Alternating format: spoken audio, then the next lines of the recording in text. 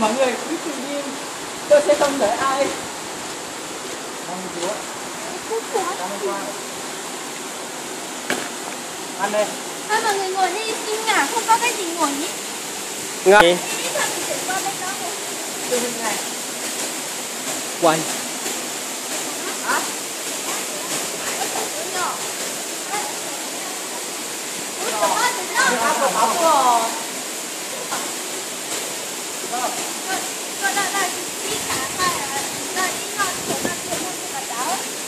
Nè. Lấy đi. Má. Cuối cùng mình được cái này. Đây bao mình trả thức tinh của. Tết bao. Mai. Ali. Anh em ngon gì? Rồi.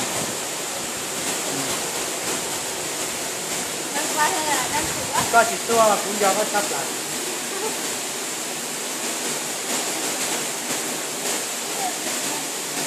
Hôm nay nó ở đây à? Đây à? Nó có xe à? Là khẩu gì cơ? Có gì con bánh luôn. Ra được nha. Cô nói lúa là không phải là này đông lúa anh nào. Rồi cái đen anh có hạt gì còn không được à? Đó. Đầu. Ta. Đầu. Ta đồng liền thì hay ai có giỏi ấy nhá. Quần áo. Người ta tìm ra mà rồi. Rồi. Nè, mọi người.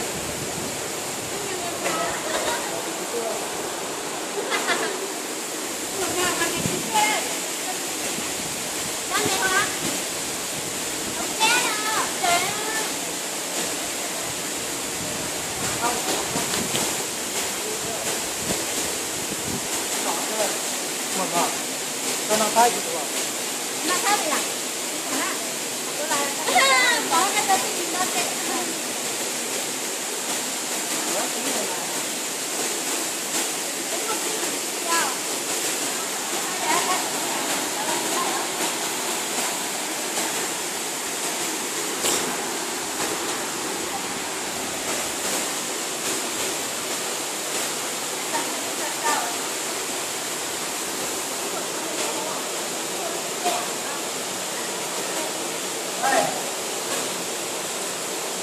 Ta là một trong là các quy là thành nhau.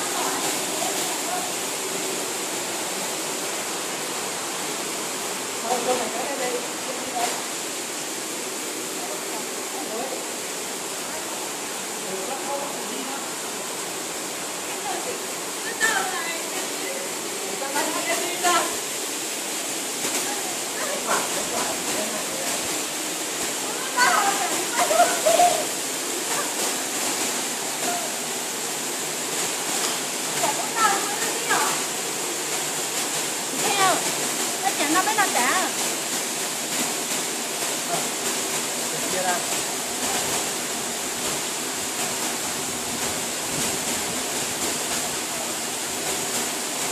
Nhưng chẳng phải tua, chẳng phải tua cái chơi vui mà.